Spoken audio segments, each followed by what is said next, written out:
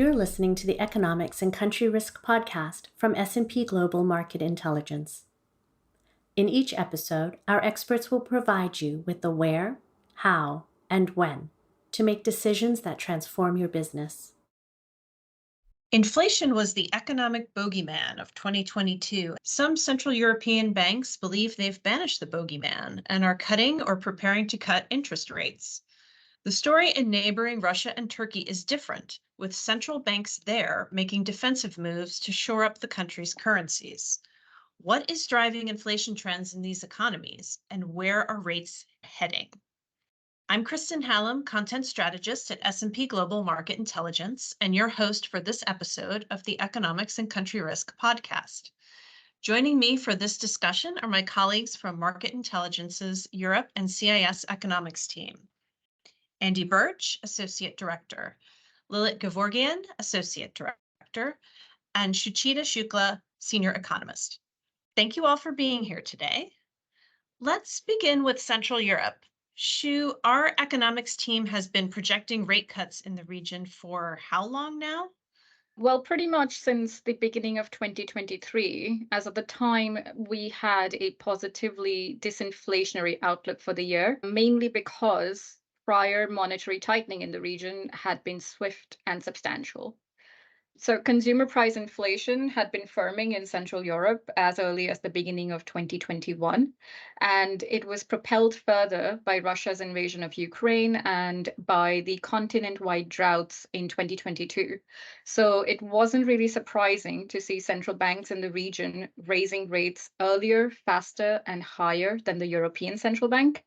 And the demand dampening effects of this monetary tightening quickly slowed economic activity throughout Central Europe, driving some places like Hungary into an outright recession, but they also firmly set inflation on a downward path over the first half of 2023. And we were confident that this would allow the central banks to contemplate rate cuts over the second half. And which countries have cut rates so far? Two of them, Poland and Hungary. So, as we had expected, the Polish central bank was the first in the region to deliver a benchmark rate cut, although the 75 basis points size of its September move was surprising for both us and the markets. The governor of the central bank had stressed the growth stimulating policy stance at a time when inflation and wage growth were both in double digits, and the zloty depreciated by nearly 2% following the cut. The currency has regained value since, especially following the October election results, which are positive for potentially unlocking EU funding. But the premature and rapid start of monetary easing is expected to keep Polish inflation the most persistent in the region.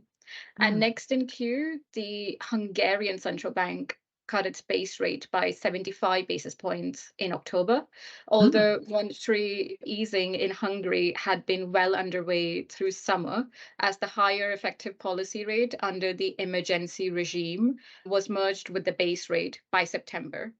The October move in Hungary was also larger than what the markets had expected, but it was better accepted in the context of positive real rates, and this limited the temporary weakening of the forint to around 1%. There are differences between the countries in terms of the degree of risk aversion. Some of the more cautious central banks are still concerned about the implications of large fiscal deficits and elevated inflation expectations.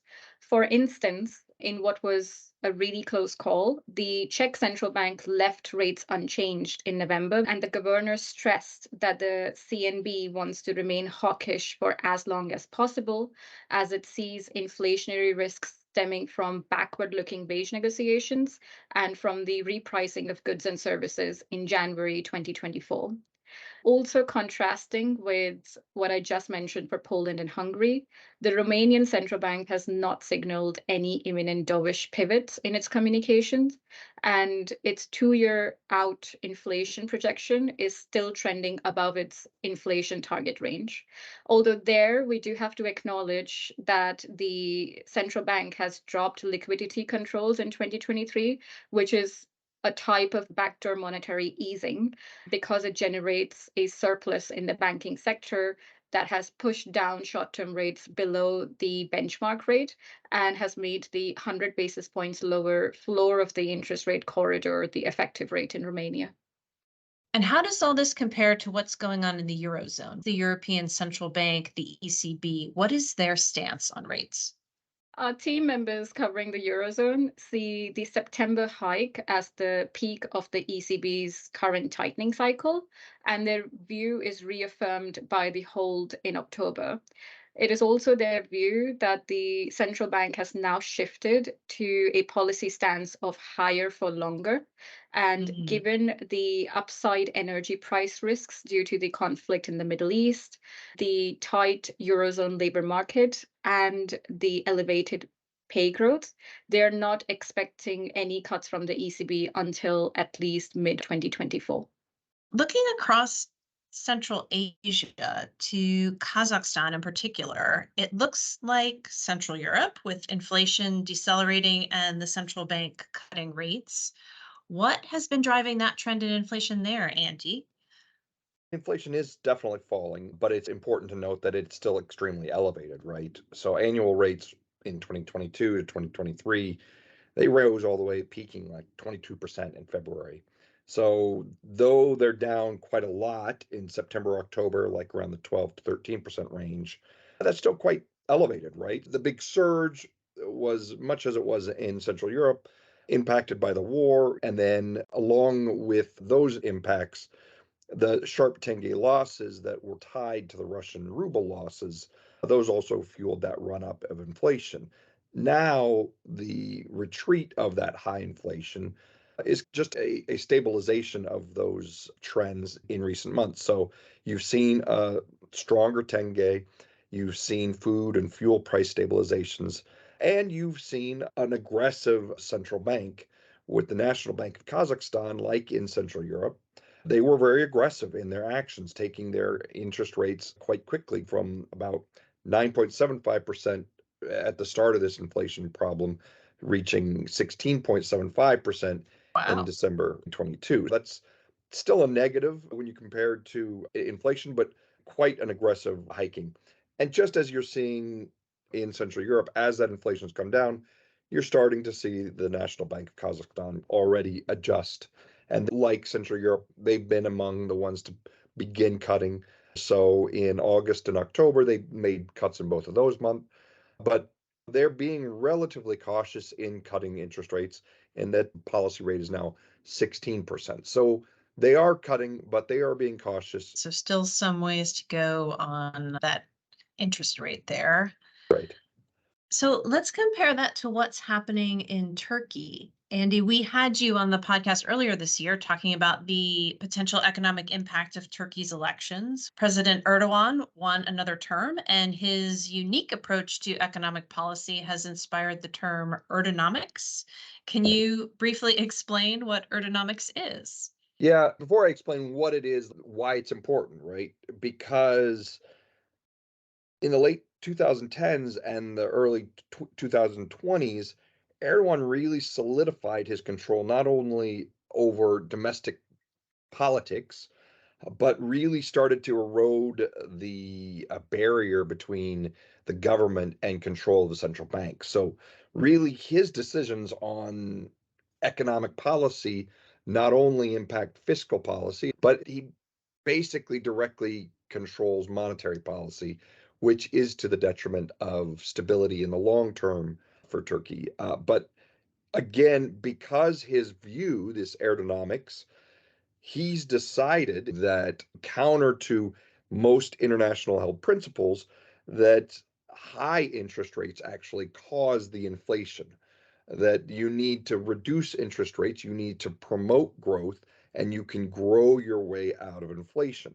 Now, he put this into practice, and leading into the elections in May, he was doubling down and promising that, unlike in previous iterations, that he was really committing to this policy. And we saw that the lira started to falter more and more. Inflation really started to ramp up, and he was needing to borrow more and more in order to stabilize the markets. But despite all this, he was insistent that this worldview would continue once he was elected in May. Now, since he's been elected, he's appointed a new governor for the Turkish central bank. What was the significance of that appointment? What it was essentially an immediate U-turn within weeks of his pre-election promises, because he brought in this new governor, Governor Erkan, who incidentally is the first female head of the central bank ever in Oh, Turkey, but she's from the Western banking world. And along with that, he reappointed Mehmet Şimşek, who had previously served in Turkey as the Minister of Finance in their recovery from the global recession in 2008, 2009, and was quite highly thought of in the Western world for putting Turkey back on a more internationally standard economic approach. By these dual appointments, he basically said, okay, I am stepping back from Erdonomics and I am allowing these two appointments to significantly tighten not only monetary policy, but fiscal policy and overall approach to the exchange rate markets and monetary policy in general. And is that what we've seen? Are those the actions that we've seen from the central bank since those appointments? What's interesting is that the first couple months of Governor Erkan's leadership, the cuts were actually a little bit cautious, and they caused me and other observers to say, okay, so he's put these people in order to soothe markets, but he's still putting a lot of pressure on them to not be as aggressive as they need to. But what we've seen, I'd say, since August, September, is a more aggressive attack. And in fact, in August, it was a surprising rate hike that has, I guess, brought some of us skeptics around on the point that he is allowing, for now, this new economic leadership team to take the necessary actions to try to stabilize the markets. So the rate increases have been stronger. And what we've also seen, not only is it just the interest rates that they've been moving, but they've been very aggressive in trying to renormalize monetary policy elsewhere. Because what had happened previously, yeah, they had cut these interest rates, but they'd put in all these other administrative hurdles to try to stabilize the lira, high reserve requirements, restrictions on trading, direct intervention in the markets, and they're trying to phase all of those out. And what we're seeing, though, is yes, interest rates are higher, but the lira continues to be weak. But from the outside, it's an understandable weakness because they're returning to a more normalized monetary policy. So it's a positive step when you're looking at investment environment, because the more normalized the monetary policy is, the easier it is for foreign investors to operate. Lilith, we had you on the podcast about a month ago talking about the Russian economy, and we talked about how the central bank had hiked interest rates to defend the ruble. What impact has that had? And is there another rate hike on the cards? that's right, Kirsten. We spoke about the Russian ruble troubles back in August. It crossed the psychological mark of 100 rubles per US dollar.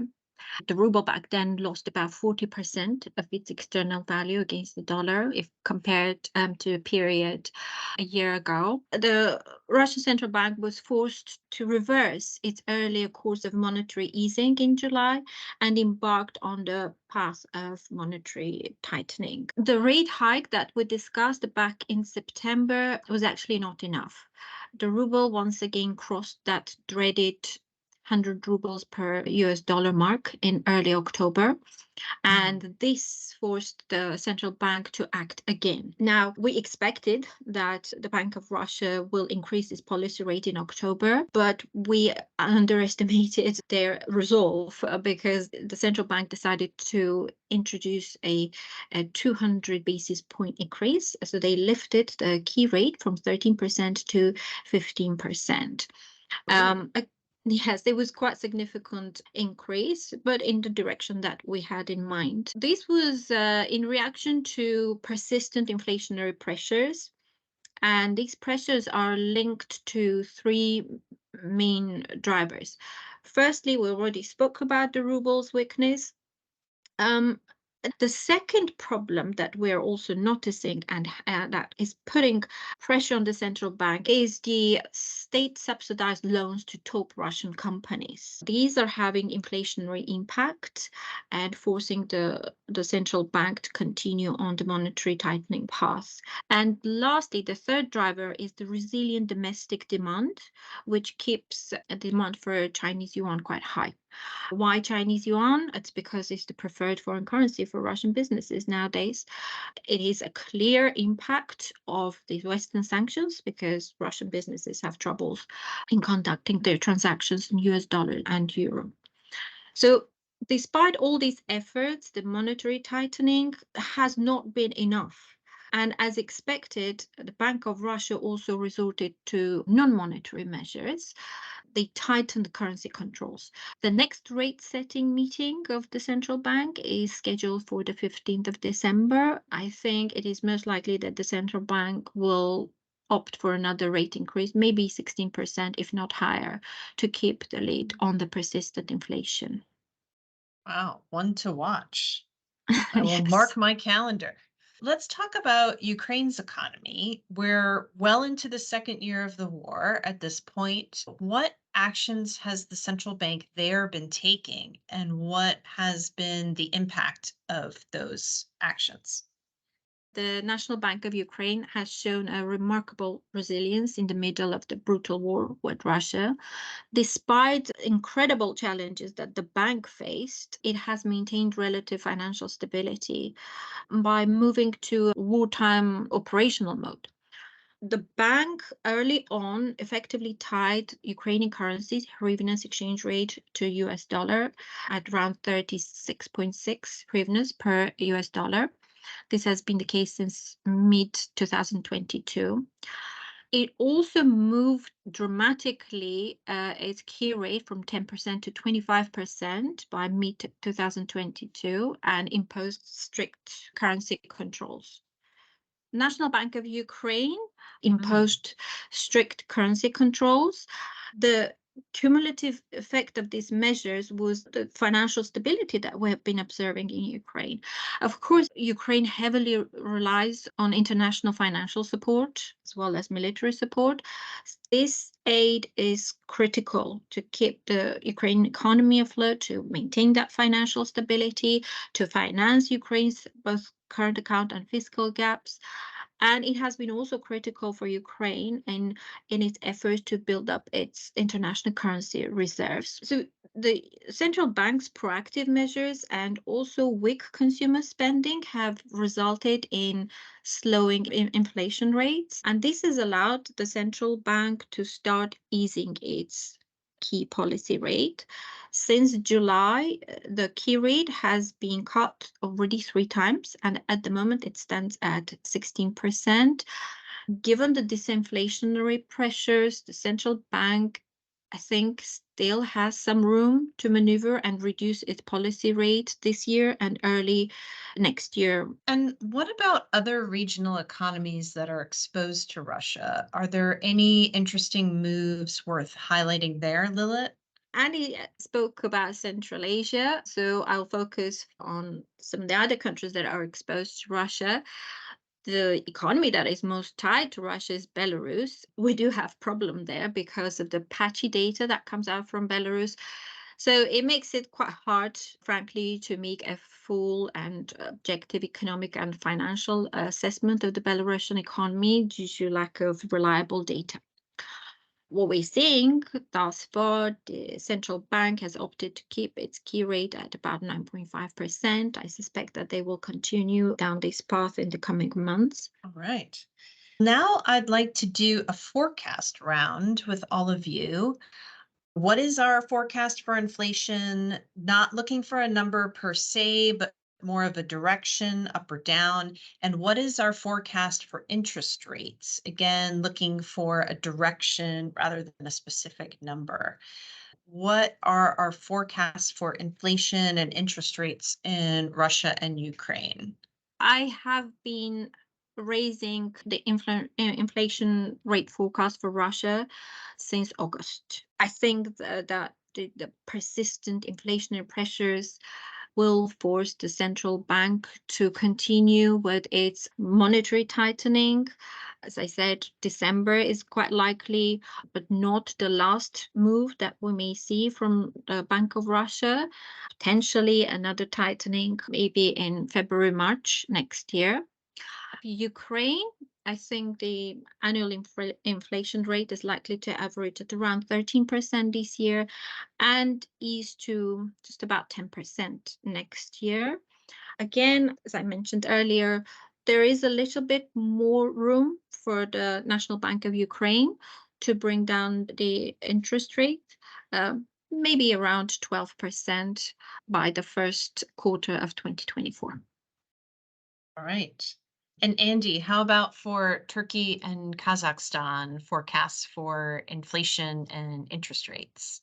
So for Kazakhstan, we saw the sharp slowdown that I was talking about before during the course of 2023. We're not looking for a continued sharp deceleration. There will still be further slowdown of prices, but these interest rate cuts that they're already implementing, high expectations, as well as, again, mentioned before, the stabilization of the tenge. We've actually seen some depreciation pressures grow again. So there is still deceleration of inflation going forward, but now it's just more moderate, right? Because we're returning more to pre-crisis levels. So it's going from the 12 to 13% range, maybe high single digits by mid-year, and probably still remaining in high single digits by the end of next year.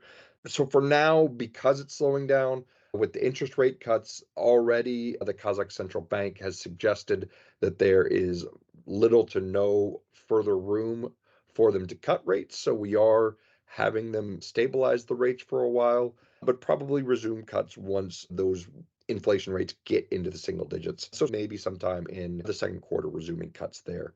In Turkey, the inflation is still going to worsen significantly before it improves, right?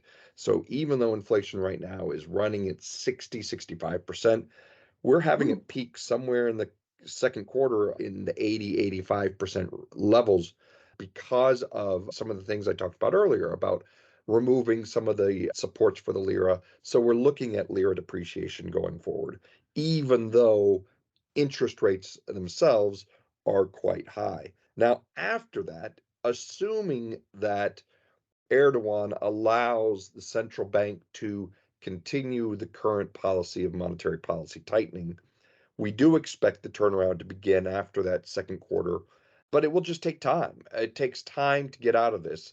And so we're still looking at inflation of something on the order of 40% by the end of the year, next year.